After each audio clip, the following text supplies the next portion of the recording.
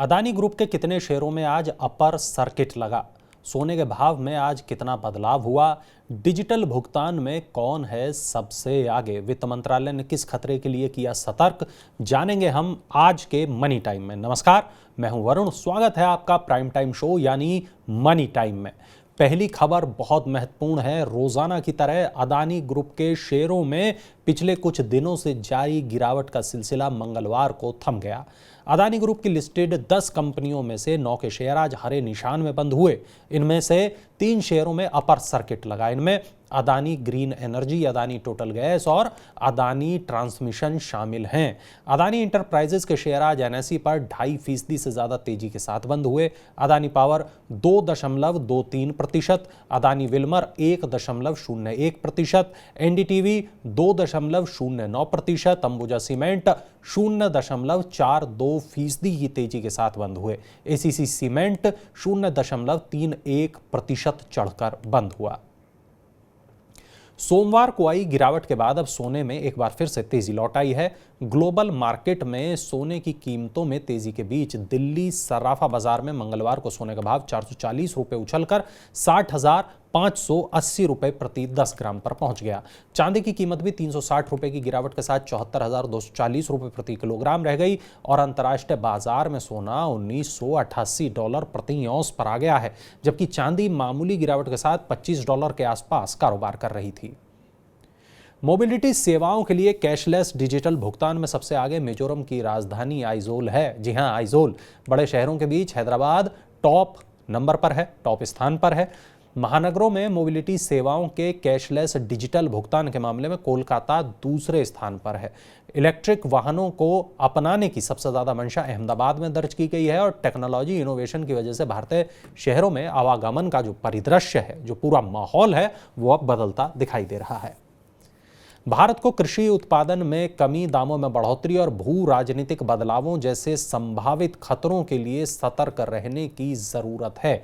वित्त मंत्रालय ने अपनी मंथली आर्थिक समीक्षा में यह बात कही है। मंत्रालय ने कहा कि अल नीनो से सूखे जैसे हालात बन सकते हैं, कृषि उपज में कमी आ सकती है और दामों में बढ़ोतरी हो सकती है। भू राजनीतिक परिवर्तन और ग्लोबल आर्थिक स्थिरता जैसे संभावित खतरों को देखते हुए सतर्क रहना होगा और ऐसा करना बहुत जरूरी है, आवश्यक है।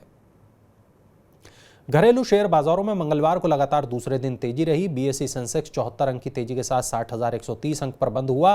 कुछ बड़ी कंपनियों के बेहतर तिमाही परिणाम के बीच बिजली और कुछ वित्तीय कंपनियों के शेयरों में खरीदारी होने से बाजार में मजबूती आई, लेकिन विदेशी संस्थागत निवेशकों की पूंजी निकासी और ग्लोबल मार्केट में नरम रुख से बाजार का लाभ सीमित रहा है। ऐसी संभावना है कि अमेरिकी केंद्रीय बैंक फेडरल रिजर्व 3 मई को नीतिगत दर में एक बार फिर से 0.25% की बढ़ोतरी कर सकता है, वृद्धि कर सकता है। इसलिए निवेशक अभी से सतर्क रुख अपनाते हुए दिखाई दे रहे हैं। अगली खबर की तरफ रुख करें उससे पहले आपको बता दें, कल हेलो मनी 9 जो दोपहर आएगा 1 बजे, मेरे साथी, मेरे वरिष्ठ सहयोगी विपुल सिंह उसको लेकर आते हैं रोजाना सोमवार से शुक्रवार तक आपके लिए। उसमें कल क्या कुछ होने वाला है खास, कल उसमें आएंगे राजेश अग्रवाल, हेड हैं इक्विटी रिसर्च AUM कैपिटल के, वो देंगे आपके तमाम सवालों के जवाब। बुधवार दोपहर 1 बजे 9311121874 आपको व्हाट्सएप करना है अपना सवाल स्टॉक्स पर जुड़ा हुआ। अगर आपका कोई भी सवाल है और आप पूछना चाहते हैं राजेश अग्रवाल से,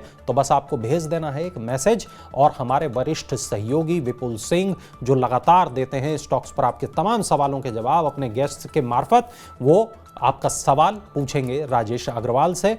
तो लिख भेजिए 9311121874 पर।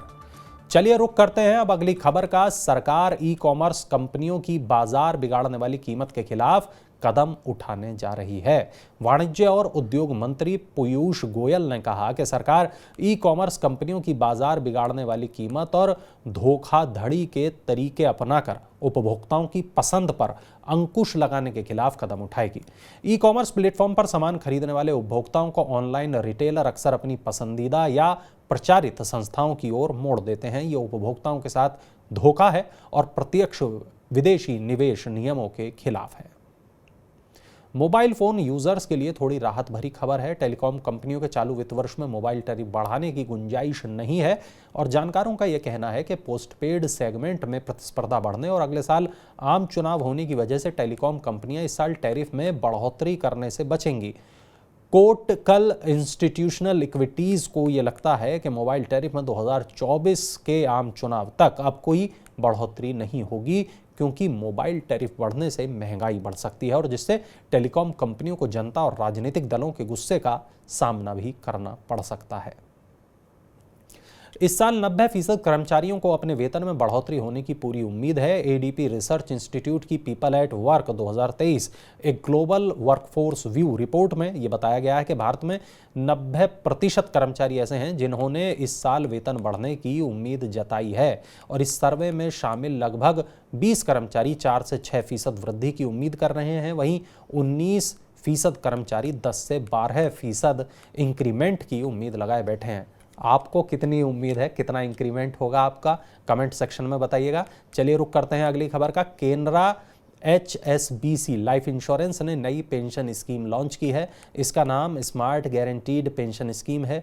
ये गारंटीड एन्युटी उत्पाद है जो प्रीमियम चुकाने में लचीलापन देता है और एक नियमित गारंटीड आय सुनिश्चित करता है ताकि ग्राहक का रिटायरमेंट सुखद हो और आरामदायक बन सके।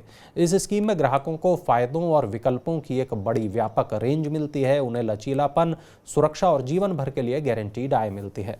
स्मार्ट गारंटीड पेंशन स्कीम को ग्राहकों की परेशानी मुक्त, सुरक्षित और स्थिर रिटायरमेंट देने के लिए ही तैयार किया गया है। प्रधानमंत्री की आर्थिक सलाहकार परिषद के चेयरमैन विवेक देबराय ने कहा कि क्रय शक्ति समानता के मामले में देश के कई राज्य आज उच्च आय वर्ग में हैं और भारत 2047 तक उच्च मध्य आय वाले देशों में शामिल हो जाएगा।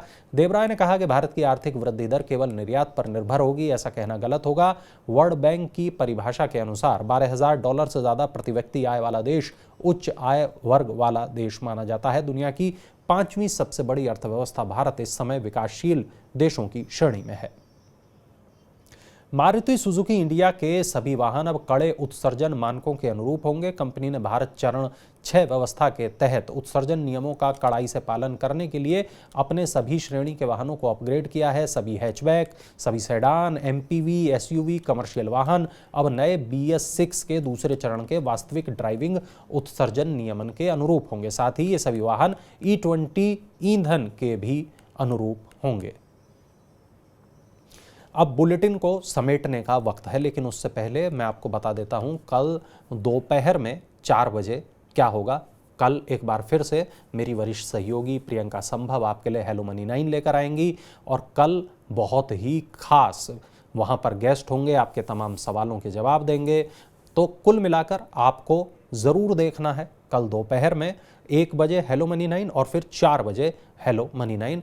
1 बजे आपको विपुल सिंह आपके होस्ट होंगे और 4 बजे प्रियंका संभव आपके लिए हेलो मनी 9 को लाइव लेकर आएंगी मनी 9 के तमाम प्लेटफॉर्म पर, फेसबुक पर, यूट्यूब पर और मनी 9 के ऐप पर भी।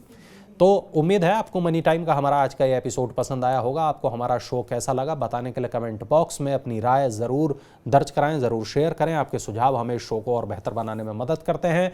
अपने काम की खबरों को देखने के लिए मनी 9 के मोबाइल ऐप को ज़रूर डाउनलोड कर लें। नई खबरों के साथ अब आपसे मुलाकात होगी कल, तब तक आप बने रहिए मनी 9 के साथ। नमस्कार।